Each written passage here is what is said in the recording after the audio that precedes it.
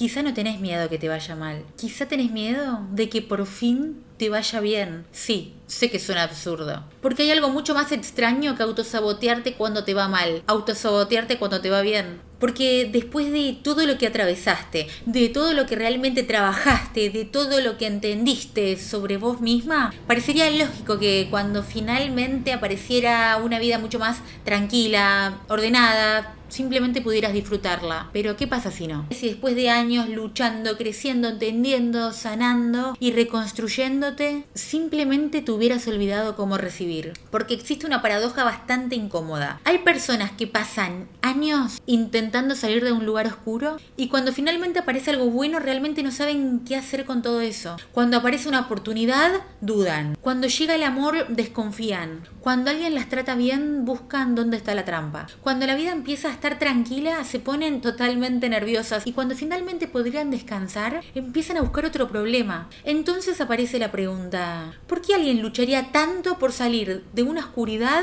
para después sentirse incómoda cuando aparece la luz? Hay algo que nadie te cuenta sobre sanar. Puedes aprender muchísimo sobre tus heridas y seguir viviendo como si todavía estuvieras en peligro. Podés entender perfectamente por qué sos como sos y seguir repitiendo cosas que ya sabés que no querés repetir. Podés hacer terapia, podés leer, reflexionar, analizar tus patrones, entender tu infancia y aún así seguir sin saber qué hacer con una vida que ya no necesita que estés sobreviviendo todo el tiempo. Y esto me parece mucho más interesante que hablar de autosabotaje como si simplemente fueras, no sé, una persona que se pone palos en la rueda. Porque quizás realmente no querés destruir lo bueno. Obvio que no querés destruir lo bueno. Quizá todavía no aprendiste a habitarlo, que es distinto. Pensalo. Durante años fuiste la fuerte, la que podía con todo, la que resolvía, la que nunca podía darse el lujo de caerse. Y esa versión tuya probablemente fue necesaria. Quizá incluso te salvó más de una vez. Pero hay algo que puede pasar cuando una estrategia de supervivencia dura demasiado. Dejas de verla como una estrategia y empezás a verla como tu personalidad. Yo soy así. Yo no necesito a nadie. Yo funciono mejor bajo presión. Yo siempre fui hiperindependiente. Y si alguna de esas cosas realmente no fueran quien sos, si fueron cosas que aprendiste a hacer muy bien, porque hay una diferencia enorme entre decir soy fuerte y decir aprendí a no necesitar ayuda. Una cosa puede ser parte de tu identidad y la otra puede haber empezado como una forma de protegerte. Y cuando vivís mucho tiempo así pasa algo que es súper extraño. La tranquilidad puede sentirse rara. No necesariamente porque tu cerebro prefiera sufrir. Eso sería un pensamiento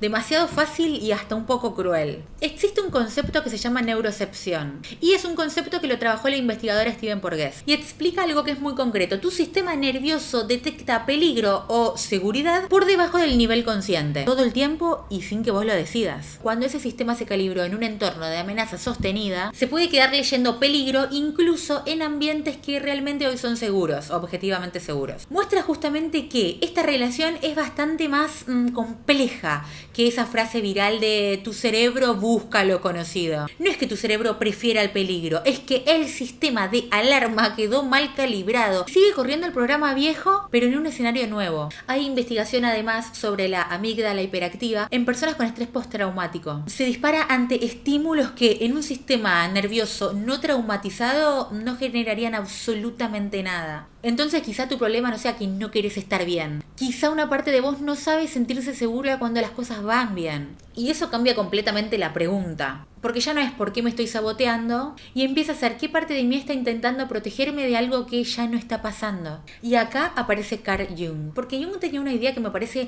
muchísimo más incómoda que todas esas frases de internet que prometen que después de sanar vas a convertir mágicamente tu vida en tu mejor versión. Para Jung, este concepto de la individuación no se trata de convertirte en una versión perfecta de vos, sino que era un proceso de integración, de hacer consciente lo que estaba inconsciente, de reconocer las partes tuyas que no querés mirar. Porque eso es la vida misma, integrar contradicciones, y no todo el mundo lo hace. De dejar de estar completamente identificada con una sola versión de vos misma. Y esto es importante, porque quizá durante años te identificaste con una sola historia. Fuerte, sobreviviente. Y sí, sobreviviste, pero ¿qué pasa si eso empieza a ser demasiado poco para explicar quién sos? Porque si durante años fuiste la persona que luchaba, ¿quién sos cuando ya no hay una batalla? Si durante años fuiste la que no necesitaba a nadie, nadie. ¿Qué pasa si aparece alguien en quien sí te querés apoyar? ¿Podés permitírtelo? Si durante años fuiste la que tenía que demostrar su valor. ¿Qué pasa cuando alguien te quiere sin que tengas que demostrar nada? Si durante años fuiste la que siempre estaba haciendo algo. ¿Qué pasa cuando al fin podés parar? Y acá es donde aparece algo que me parece brutal. Quizás no tenés miedo de perder tu vieja vida. Lo que tenés es miedo de no saber quién sos sin ella, porque tu herida te acompañó por años. Tu necesidad de control, tu hiperindependencia, quizá tu necesidad de aprobación, tu capacidad de aguante. Todo eso estuvo ahí cuando realmente quizás sentías que no había nadie más. Y aunque hoy algunas de esas cosas te hagan sufrir, también te dieron una identidad. Por eso duele. Te hicieron sentir fuerte, te dieron una historia. Incluso tus relaciones más equivocadas te dieron una identidad. Abandonar todo eso implica un duelo. Y entonces, si ya no soy la persona que lucha constantemente, ¿quién soy? Si ya no estoy intentando demostrar, si no estoy intentando salvar, si no estoy intentando conseguir aprobación así desmedida, ¿quién queda? Por eso puede pasar algo aparentemente absurdo. Conoces a alguien, ese alguien te escucha, es claro, está disponible, no desaparece, no te hace perseguirlo, no te hace luchar, te da certezas. Y en vez de pensar por fin, vas a pensar qué raro, y obvio que esto no es consciente. Mientras que alguien que te da señales súper contradictorias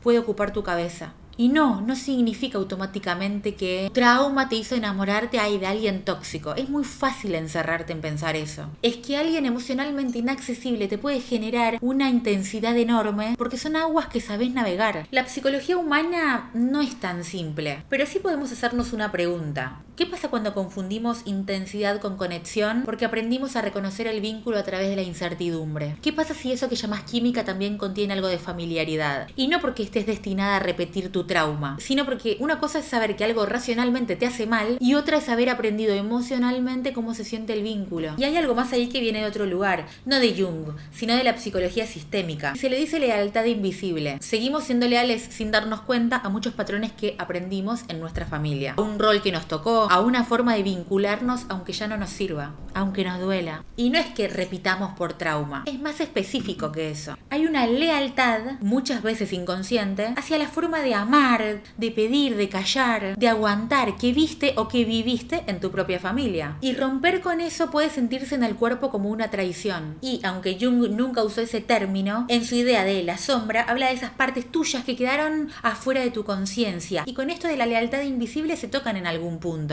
Porque hablan de algo que seguís sosteniendo sin haberlo decidido vos. Porque una cosa es lo que racionalmente decís que querés. Te lo describo ahora mismo. Querés calma, querés paz, querés todo eso que te dé tranquilidad en todos los sentidos. Pero otra cosa es aquello frente a lo que tu cuerpo aprendió a reaccionar. Cuando alguien es tranquilo, te aburrís. Cuando alguien te quiere de verdad, desconfías. Quiero descansar, pero cuando descansás, sentís culpa. Quiero dejar de demostrar, pero seguís llenando tu vida de cosas que tenés que demostrar. Y eso tiene un nombre en psicología y se llama disonancia cognitiva. No es un filtro perceptivo que significa que estás viendo mal la realidad. Es la incomodidad que aparece cuando sostenés ideas que entran en conflicto entre sí. Te voy a poner un ejemplo. Quiero esto, pero cuando lo tengo me pasa esto otro. Y esa tensión nos empuja a intentar recuperar cierta coherencia. A veces cambiando lo que hacemos, a veces cambiando lo que pensamos y a veces encontrando una explicación que nos permita seguir igual. Fumar sabiendo que hace mal. Total, mi abuela fumó toda la vida y se murió a los 90 años. Gastar de más cuando estás ahorrando y después decir, bueno, pero me lo merezco. Empezar una dieta,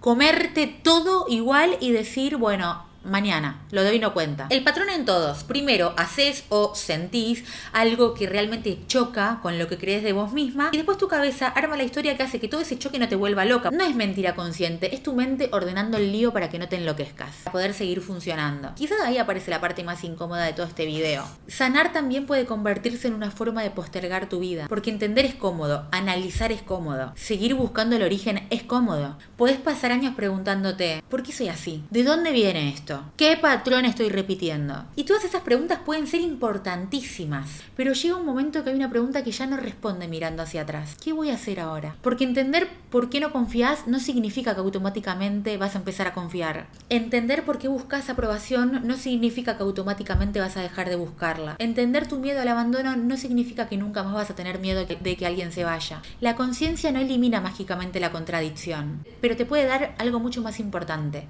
la posibilidad de elegir elegir qué haces con ella. Y acá Jung vuelve con una idea interesante porque la individuación no consiste en sacarte todas esas partes tuyas. No consiste en convertirte en una persona sin miedo, ni sin contradicciones. Es justamente lo contrario. Es empezar a reconocer que quizás sos más compleja que toda esa identidad que te armaste para adaptarte. Que podés ser fuerte, pero también abrirte a esta idea de que también podés necesitar ayuda. Que podés amar tu independencia y también podés querer compartir tu vida. Que podés tener ambición y también querer descansar. Que podés haber sido herida sin convertirte para siempre en la persona que fue herida. Quizá esa sea una de las cosas más difíciles de aceptar. No tenés que destruir a la persona que fuiste para convertirte en alguien diferente. Tenés que entender por qué existió y decidir qué lugar ocupa a partir de ahora. Y no estoy diciendo que si todavía sufrís es porque no aprendiste a vivir o que tengas que soltar. Las heridas necesitan tiempo, date ese tiempo. Pero también quiero poner esta idea en tu cabeza. Muchas veces sanar se convierte en una forma eterna de no vivir. Porque vivir no es analizar. Vivir es elegir. Es aceptar una oportunidad sin saber si va a funcionar. Es enamorarte sin tener garantías. Es empezar un proyecto sin saber si va a funcionar. Es descansar sin tener que sentir que tenés que merecerlo. Y eso tiene algo que la supervivencia no tiene: